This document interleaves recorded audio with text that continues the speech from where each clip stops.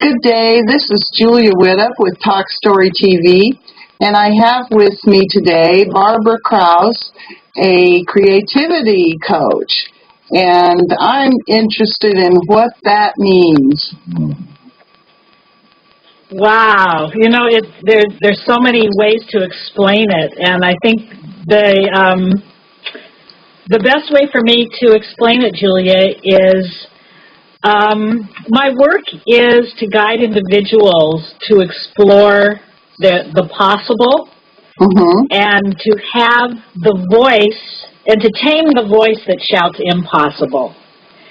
And so the creativity work is done through the means of modalities that take us out of our linear thinking brain and allow us to go deep into the subconscious. And so the tools that I use are writing prompts, doodling, sketching.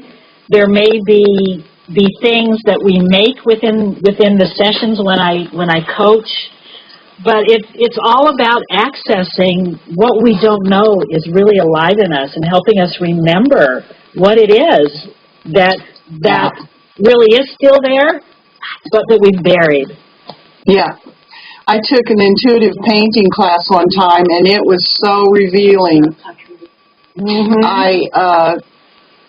The things that I painted, all my fears about painting, I can't do this, and all that came out. Yeah, it's pretty remarkable that when we can get away from our linear thinking and we can move into a place of just being in the freedom of flow and being very curious about what's going to show up. It comes from what's within us. Yeah. And as long as we give ourselves the permission to stop thinking, oh my gosh, what can come to be is just gorgeous. It's so hard to stop thinking, though. We have that little internal yep. Yeah, we do. And so that's when I talk about that part of my work is to helping tame the voice that shouts impossible. Creativity coaching allows us to do that. And, cool. Many people ask me, say to me, how can I do this? I'm not an artist, I'm not a writer, I'm not a dancer, and it has absolutely nothing to do with your artistic ability. It has nothing to do with being an artist, because we all weren't born to be Matisse or Picasso or Isadora Duncan or Yo-Yo Ma. I mean, we were not born that way, but we were all born with an innate ability to tap into our creativity, and it's not about the product that we make, it's about the process that we move through to become the better being that we're trying to become. Yes, I realized that the other day. I decided I'm going to stop even thinking about selling my paintings because it messes up the process so much, and the only reason I want to paint is for the process. Right. And if somebody should see one of your paintings and say, wow, Julia, I want to buy this from you, well, then that's pretty cool. But if that's not the purpose of doing it. Yes, and if you go into the process saying to yourself, is anybody going to like this? Is anybody going to buy this? Then you totally mess up the process. Right. Which is the main reason to do it in the first place. Exactly. Wow. Tell us, so how do you do these sessions? Describe a typical session. Well, a typical session is about 50 minutes long, and we begin with the client begins. I just simply ask a question. What is it that you want to work on today? What is it that's alive in you today? Is there something that is calling to you that you feel you need to talk about? So that's the opening. And then from that point on, we go into conversation. And as the coach, I intuitively begin to listen to certain words that pop up. Like what? And start... Oh, wait, it depends on the client. It totally depends on the client. So, You know, what I think we can do is, as part of this, would be fun for the viewers and for you, is to experience a little bit of something that I do. Okay. And I can take you through a little coaching session. So, because it's hard, you really need to experience it to really understand what it is. So, I work with the client and I intuitively hone in onto certain things that they're saying and keep asking questions. And I have over 300 tools that I use. And they're a combination of Kaizen Muse creativity coaching tools, which I'm certified in, Art Abundance creativity coaching tools, which I'm trained in, and my own modality, which is the Center for Organic Recipes coaching tools. Recipes. And recipes. Those are metaphorical recipes to say yes to your life. So, but, you know, the name of my business is the Center for Organic Recipes, and what grew out of the recipes came from me moving into writing and finding that I was writing recipes on how to live my life and how to say yes to it. And, of course, so they're recipes with a play on recipes, and, of course, they have to be organic. Of course. And, of course, I have to create a center for them. So the name of my business is the Center for Organic Recipes. But anyways, I use those three modalities, and I decide very intuitively what I'm going to use with that client. Okay. And to be really, really honest, this session knows more than either the client or I know. I have no idea where this is going to take us.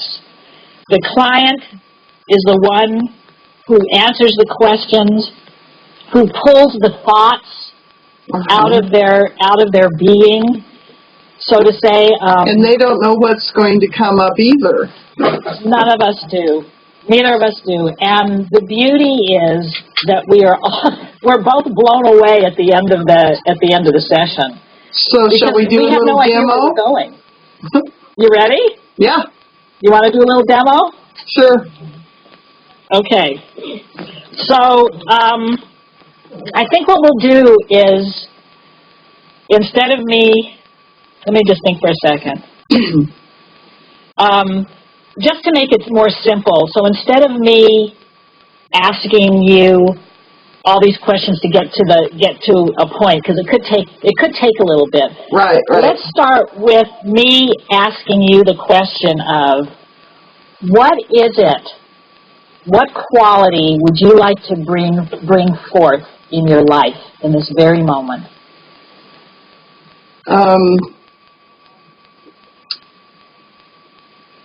I'm wanting to say an attitude of gratitude, but I think that's because I just interviewed a woman who that's her slogan for her business.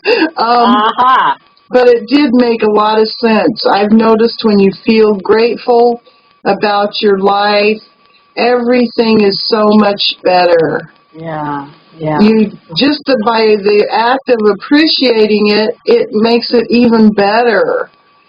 Yeah. Like I look out the window and think, I love the view here. Thank you for this view. And it makes it look even prettier. Yeah. So what you're saying is that that what you want to bring forth is gratitude. Mm-hmm. All right. So do you have some paper in front of you? Yes. Okay. So in the middle of that piece of paper, write the word gratitude. Okay. And then what we're going to do is something called a word collage. Okay. So begin to write down all the words that come to you that exemplify gratitude. They can make sense. They don't have to make sense. Just anything that comes to you. And you can play on the page. You can write upside down. You can write with your non-dominant hand. You can print. You can handwrite. It's just entirely any way you want to do it. Just the freedom of flow. And very, very little thought to it. Just let it go. Okay. Well, to start with, of course, I'm thinking of all the words for gratitude. Mahalo. Thank you. Yeah. But keep writing and see just how many, and let me know when you're finished so that we can Okay. go on to the next step. How will I know when I'm finished? You'll sense it. Okay.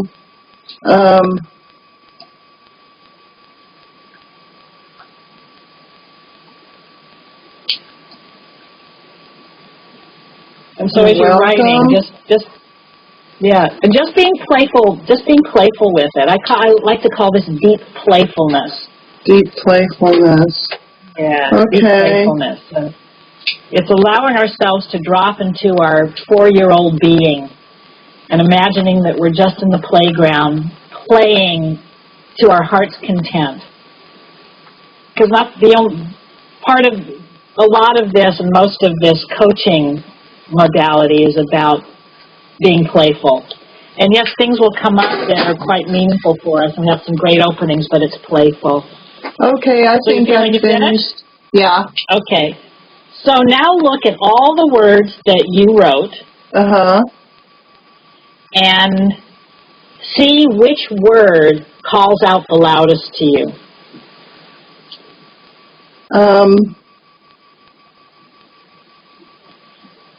Aloha. Aloha. Okay. And to you, what does aloha mean?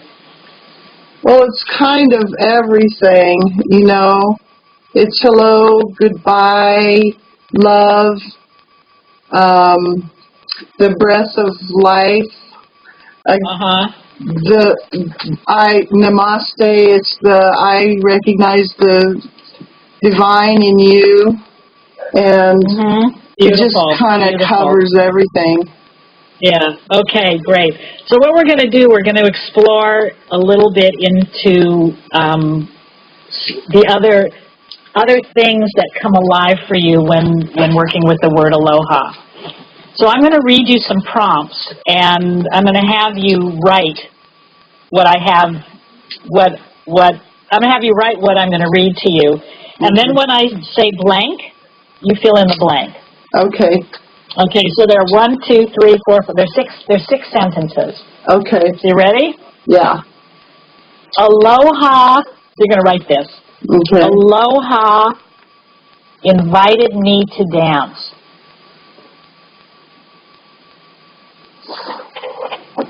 Okay. And the next sentence is, and you write this as well. Okay. My first thought was blank. And you fill in the blank.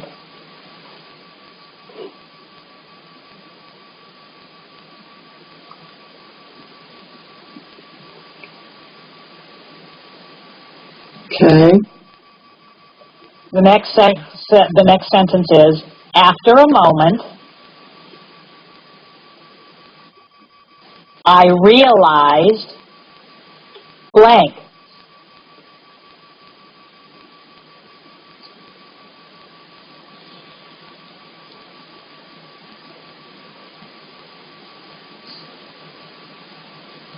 And filling in the blank can be a whole bunch of words. It can be one word. Whatever comes up to you. Up to you.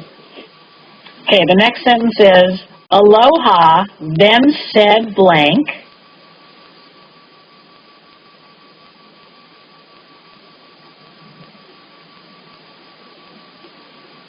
Okay. And we began to dance.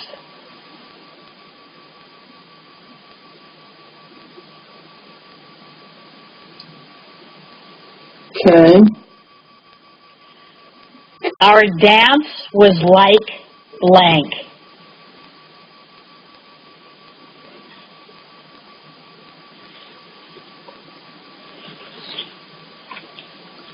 Okay.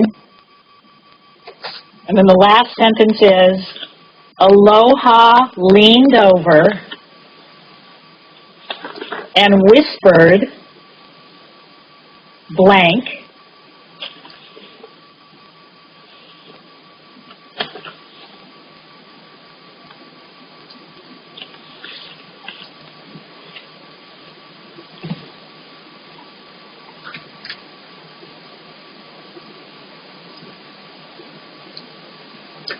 Okay.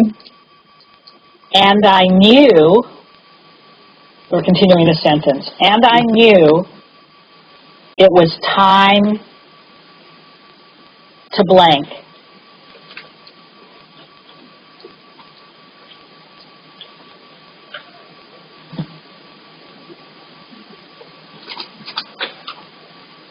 Wow. Okay. Wow. So the next step is that you get to read this out loud so that it becomes more object.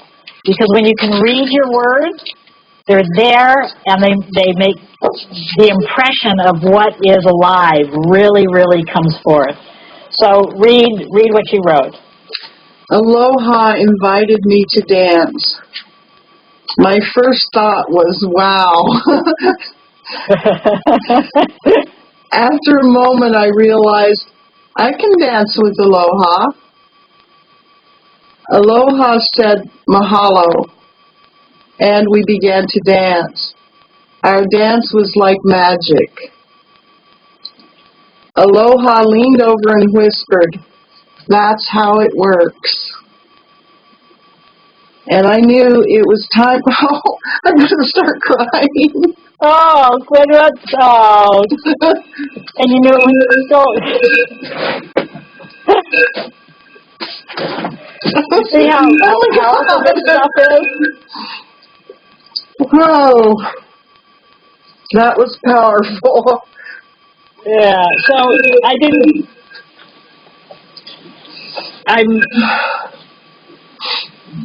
get the last piece of it. So it was the last time to start writing.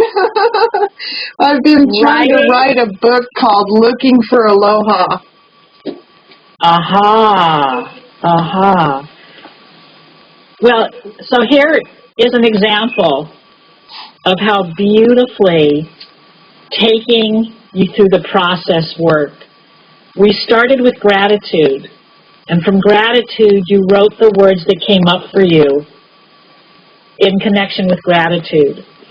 And then I invited you to choose one word that really spoke to you from that list, or from that collage that you did, and aloha showed up.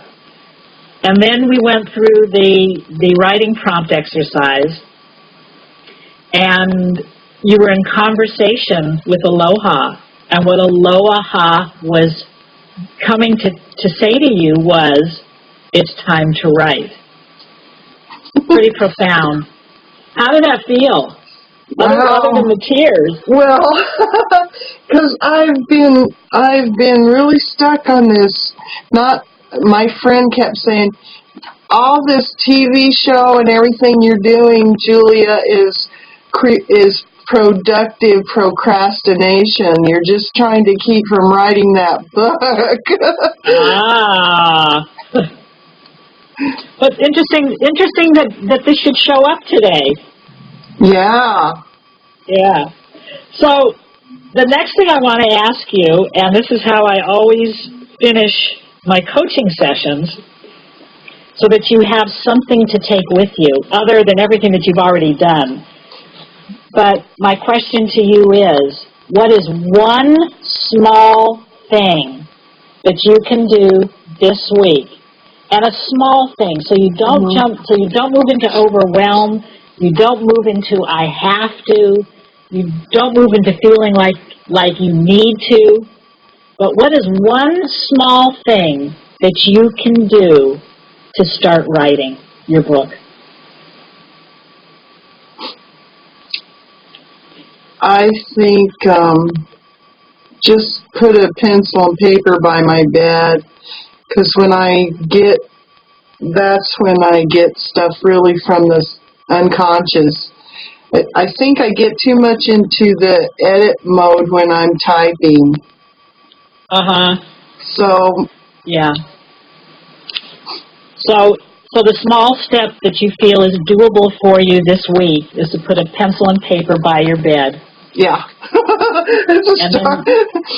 And that's it. It's just one small step, because we cannot get from point A to point F until we get to point B, and then we go to C. Tiny, tiny little incremental steps. so that it's slowly and organically becoming a change in our beliefs and our choices and our actions about what we want to accomplish, what we want to do. Wow. And so that small step is beautiful. I heard something on, I believe it was on NPR this morning, and they were talking about the art of writing. And not the art of writing like you're a good writer, but the art of writing by picking up a pencil or a pen, having paper in front of you, and the whole process that happens from the point of thought, working all the way through our body, into our hand, into the pen, and translating it onto the paper. And the researcher who was being interviewed said that there is a whole generation of people who do not know what that is. Because they've been typing the whole time? Wow. That's how they're in communication. So there's a huge, there's a gap, there's a absence of synapses connection that these people have not experienced because they have not learned what it is to transform thought through their body, into their hand, into paper, into pencil onto paper. Wouldn't it be the same with the keyboard, or no? It's a whole different way of approaching things. Because when you're writing, there's this beautiful physical thing that happens. There's this flow from thought to pen to paper. There's the tactile. I don't know about you, but when I'm typing, I'm going so fast that I don't stop to taste what it is that is coming forth from me. So I thought it was very interesting. Yeah, and so I think it was interesting that this is what you're going to do, is take your pencil and your paper, and you're staying out of editing mode, just to allow yourself to write when it comes up. Yeah. Yeah. Yeah. So wow. Beautiful, beautiful. And this is creativity coaching. Now, in other circumstances, I may have had you take out some pencils or some crayons and do some doodling around this. I may have you get up and move your body, turn on some music, and we'll wiggle stuff out or sense what's going on inside of us. But right. This is a really simple example, a very, very succinct example of how powerful this creativity way of approaching things can be. works. Wow. Yeah, I'm totally impressed. Wow, that's okay. Well, thank you. And did you write an article for our blog? I did, and I sent it to you. Okay, and I want to encourage everybody to go to tvbackstory.com and read Barbara's article. And you have links to your website, I assume? I have links. Right, I have links to my website, and you do coaching over Skype. I do coaching over Skype or over the phone, or if you're local, I can do it one-on-one, but most of it is over Skype and over the phone, because I think it's really important to be able to be in your own sacred space to be able to do this work. Yeah. And it's all about being comfortable and not feeling like you're sitting in a therapist's chair. Yeah. So that you can be in the freedom of the flow. It might be hard on Skype to dance around, though. No, we're doing it. You are? Oh, yeah. I turn the music on and we go. Yeah. That's great. Turn the music on and you do your thing, and it's really fun. I've actually done it with several people in one room. Wow, that sounds fun. Yeah, it's really fun. All right. So, well, I'm afraid we're out of time. Oh, this has been so much fun. I know, it has. It's been wonderful. It's been one of the best interviews. Thank you so much for being on. Thank you. And I will get your article up and get you on the, I'll let you know when you're going to be featured, and anybody who's watching this already knows because you're watching it. Thanks for coming to the show today. Well, thank you, Julia. It was way fun, and I support you, and I wish you the greatest success in taking your pencil and your pen and starting to write as Aloha is with you through your journey. Thank you. Aloha. Aloha.